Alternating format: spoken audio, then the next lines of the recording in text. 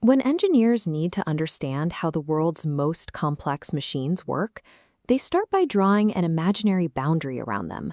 To see why, think about a sealed thermos of hot coffee. This is what we call a closed system. The lid is shut tight, meaning no mass, no coffee, enters or leaves the flask. You can shake that thermos or heat it up, but the amount of liquid inside stays exactly the same. Because nothing crosses the physical boundary, the math to track the energy inside is relatively simple. But the real world is messy. Fluids are constantly flowing through pipes, pumps, and turbines. Think of water constantly rushing out of a garden hose. That is an open system. To handle this, we use a technique called a control volume. Instead of trying to track every single drop of water down the street, we draw an imaginary box around just the hose nozzle. Then we sit at the boundary lines and watch exactly what goes in and what comes out. For many machines, we apply a rule called steady flow. Imagine a strict bouncer at the door of our box. They ensure exactly as much mass flows in as flows out over any given second. Because the mass entering and the mass leaving balance perfectly, the total energy inside the imaginary box stays perfectly constant too. Now that we have our physical box drawn, we need a mathematical tool to track all that constant energy passing through it. We use something called the steady flow energy equation. This equation on screen shows how the energy coming in matches the energy going out.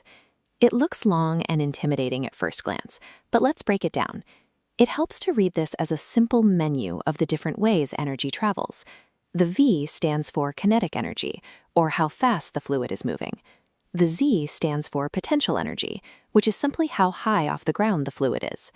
The Q represents any heat added to the fluid while it's inside our box. And the W is the work done by the fluid, like spinning a fan blade. That leaves just one complex piece, the H, which stands for enthalpy. Enthalpy simply bundles together the fluid's own internal heat, plus the physical pushing effort required to shove that fluid into our pressurized box. When you look at the whole equation again, it's really just the universe's strict accounting ledger. It ensures that every single drop of energy is tracked across all these different forms. In practice, you rarely use the whole equation at once.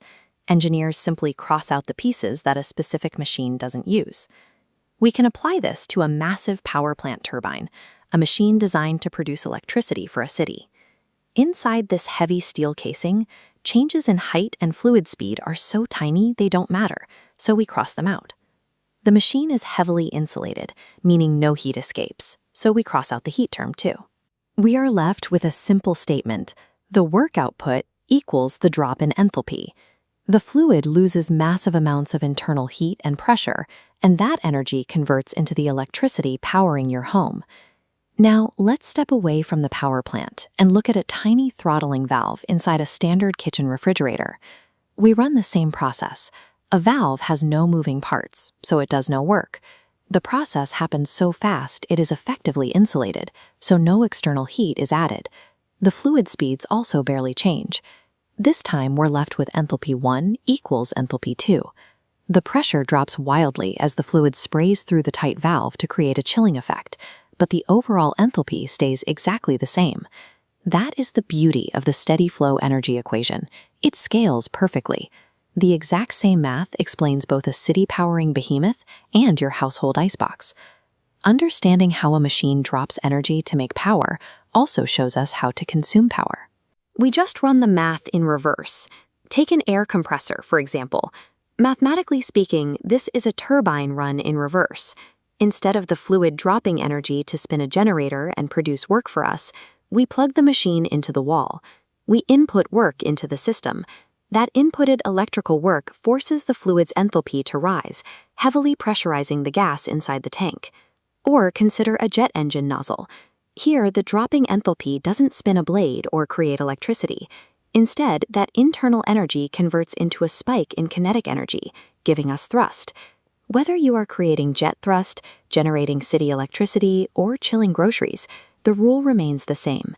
Energy is never created or lost. It simply changes costumes as it flows